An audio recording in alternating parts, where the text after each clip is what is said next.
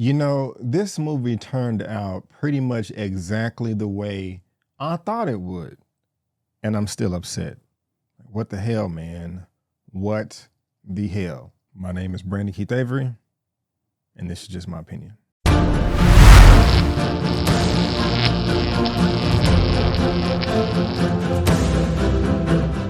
All right, guys, now we have the, I believe, highly anticipated film called Him.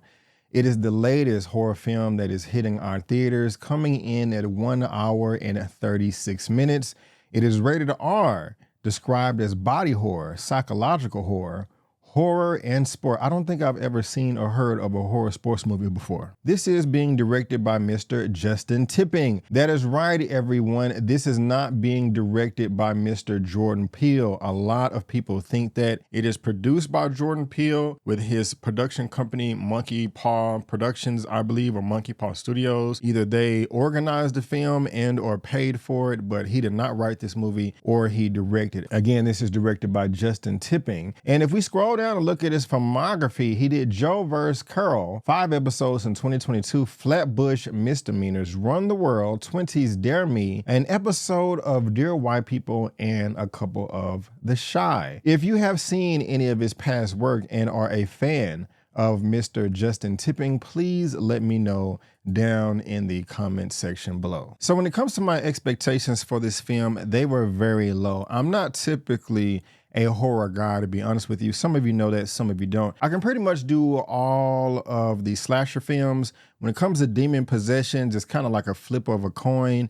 Some I can do, some I can't do. I mean, there's just some stuff I'm just gonna stay away from, like Hereditary. I will never see that movie. I've heard about it, didn't see it, won't see it. Also, Midsummer haunted me for months. I want to stay away from stuff like that. But you know, other like The Conjuring, you know, I was able to do things like that. But this right here is a horror in sports. I like football. I'm not a diehard football fan, but I'm a casual football fan.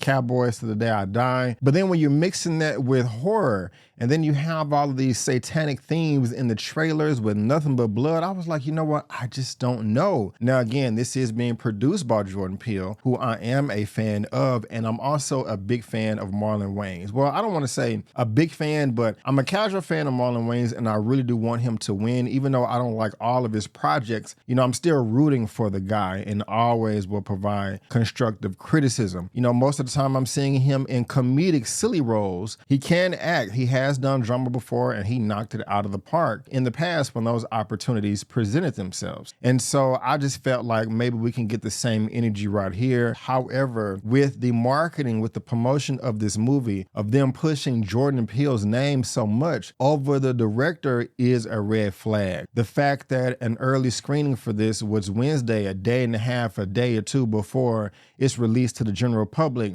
is a red flag. The embargo, the time of day, they said, hey, we'll allow you to see the movie, but you can't talk about it until this particular time, is a red flag. And when you add all those things up, it's just like, I don't think this movie is going to be that great. I'm hoping for it, but it doesn't seem like the studio is that confident in it. And that's also the way I felt. So before I get into all the nitty gritty, before I talk about all my likes and dislikes, let me tell you exactly what this film, Him, is all about. A young athlete descends into a world of terror when he's invited to train with a legendary champion whose charisma curdles into something darker. Now, that is an understatement. Whose charisma curdles into something darker? No, no, no, no, no.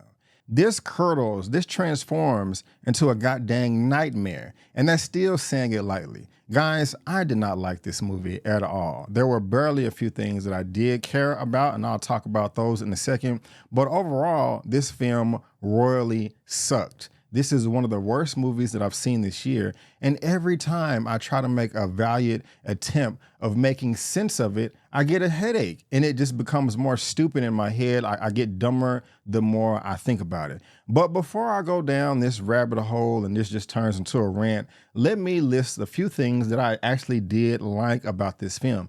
First thing is the casting. I thought it was great between Marlon Wayans and Tyriq Withers. Now, I've already talked about Marlon Wayans a bit in this review already. Probably can't tell from this photo right here, but physically, he fits the part. When I was watching this, it felt like Marlon Wayans knew football, knew sports. He felt like an athlete, not just on the field, but in the mind as well. I was saying to myself, okay, clearly this guy played this sport not only in college, high school, junior high, and elementary. And his acting in this film goes to show it. It is very, very obvious that he did his homework. And so he knocked this out of the park physically, but also psychologically as well. You like his character, but you also know that he is kind of sneaky and has something up his sleeve, kind of has a chip on his shoulder and or a hidden agenda.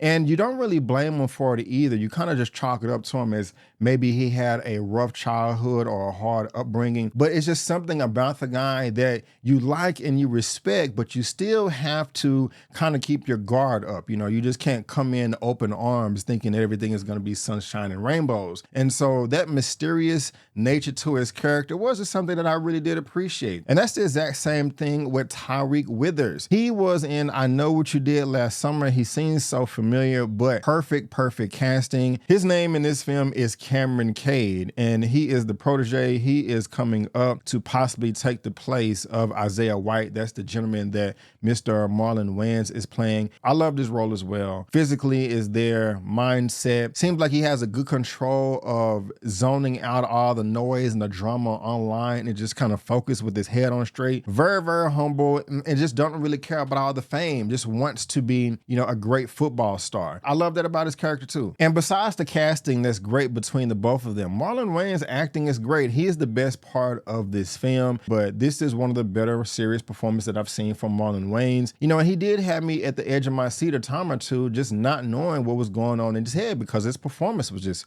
so well. I also like the beginning, the intro of this film, the first 5 minutes and the aesthetic of the backstory they provided of fleshing out some of these characters and just kind of how they focused on toxic fandom and hypermasculinity and what it is to be a man, and you have to endure pain and take pain and no pain, no gain, and just how impressionable little children are, how they want to impress their older brothers and sisters and parents and just get their approval and will dang near do anything to achieve that. And when you're a young boy and you're a young girl, that can be a great thing and it can be a horrible thing. And in this case, they chose the road to show us, the audience member, the latter, the dark dimension of this type of lifestyle. I mean, you have a character that broke his leg, the bone is sticking out, blood is everywhere. A parent is like, that's how you be a man, son, right there. You got to take some pain.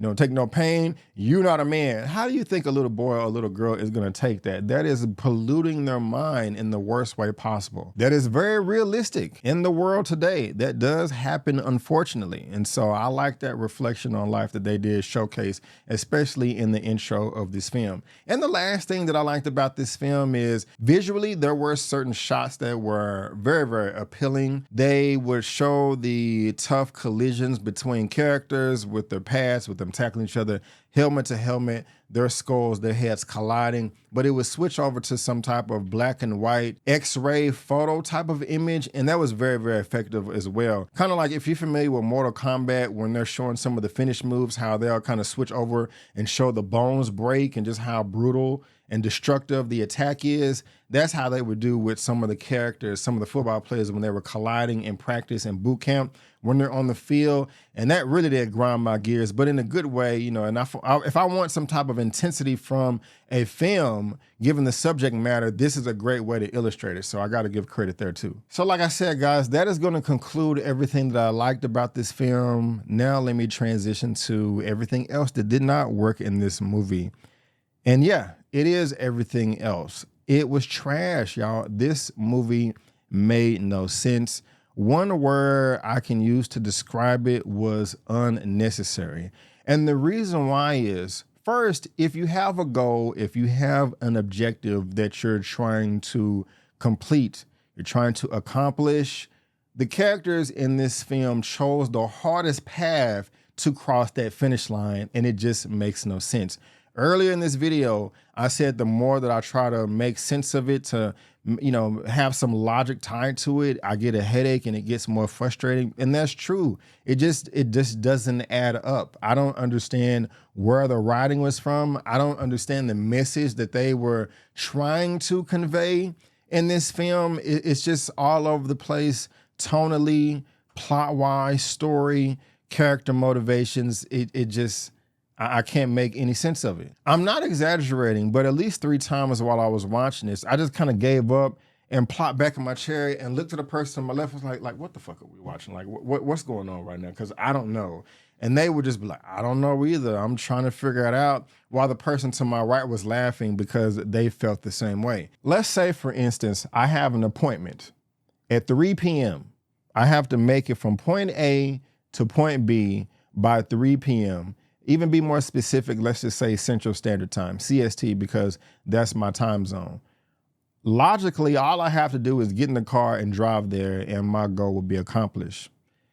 What the characters do in this movie, and this is just an example, kind of a hypothetical situation, but it's still linked together. What the characters do in this movie, instead of getting into the car and going from point A to point B, they get into the car, go to point F, go into the store and rob the store for 3 bags of potato chips. Then they get back in their car and then they go to point B while also ignoring all signs of the road. Now they get caught, they get arrested, and the police officers say to them like, sir, what were you doing? What were you thinking? What was you trying to accomplish today? All I was just trying to do is go from point A to point B. Wait a minute. If all you were trying to do is go from point A to point B, why did you go from point A to point F and rob 3 bags of potato chips at the convenience store? What also does not make sense, sir, is right next to the bag of chips that you stole on the display on the table, there was a big sign that says, all bags of potato chips are for free. So you rob a store of the same product that you had to get, that you could have got for free? Why would you do that? Do you even, you know what, sir? I don't even like potato chips. Then why did you go rob them? I don't know. For some reason, I just thought that if I go rob a store of potato chips that y'all was giving out for free, that was gonna make me get to point A faster than point B. Now, I know that what I said don't make a goddamn lick of sense whatsoever in the world. That is the energy of this movie. I'm sitting there looking at it like, wait a minute. All you want this dude to do is sign a contract to join your team? Why don't you just ask them? I mean, geez Louise. Is it that hard to figure out? But no, like I said, they go every other which way and put this character in a boot camp and make him go through all these drills and all these tasks and accomplish all these missions. And for what? And the extremes they go through to do this, to try to set an example, is bizarre as well.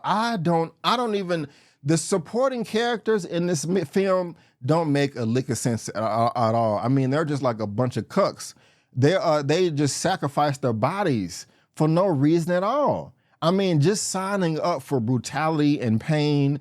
And again, I don't know what it means. It's just stuff happening in a movie. Now, what would have worked in this film is if you wanted to show an example of all of the nasty, grimy, dirty, secretive, satanic things that may possibly go on behind the scenes in America, in the world, just in general.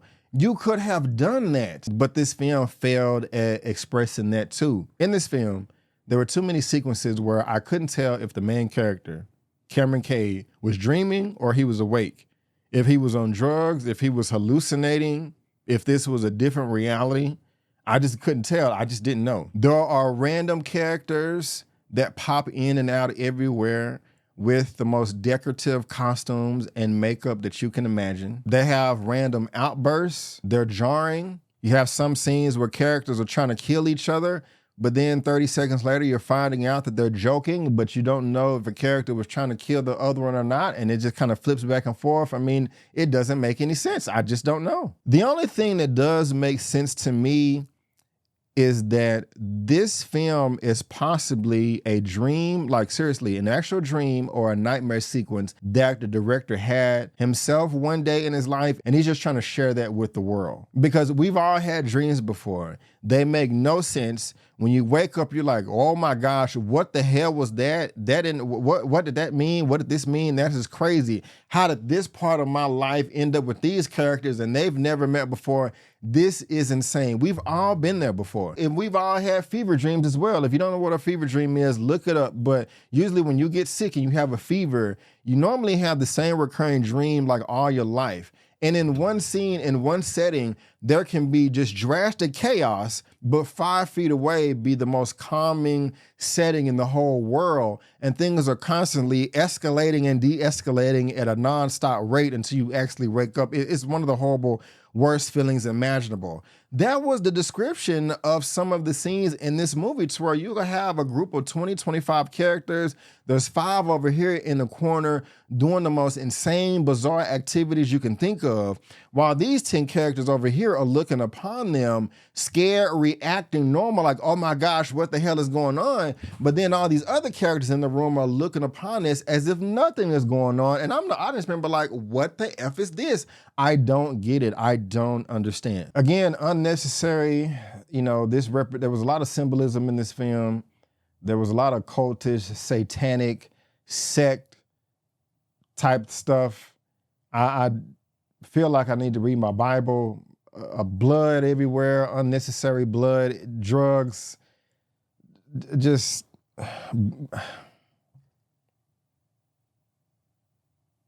this movie was trash. This movie was, I don't even know what else to say. It just wasn't a good movie. I mean, I'm thinking about the ending and when everything was laid out. And then it makes me remember the beginning, and I'm just thinking, like, what was the point of that? You had this 20, 30-year plan, and you risk ending this person's life. I'll give my rating for this at the very end, but guys, thank you so much for tuning in. That is just my opinion. If you like my commentary, give me a thumbs up. Share the video, subscribe. I'm trying to get to 75,000 subscribers as soon as possible. I'm dumbfounded right now. Rating time, I give it a 3. I give it a 3 out of 10. The only reason it gets those points is because of the casting and the beginning of the movie. But this is the worst. This was the worst. They ought to be ashamed of themselves. Thank y'all so much for tuning in, guys. Before you go, don't forget, I'm B. Avery. That's just my opinion. Peace, and I'll see you next time. God dog.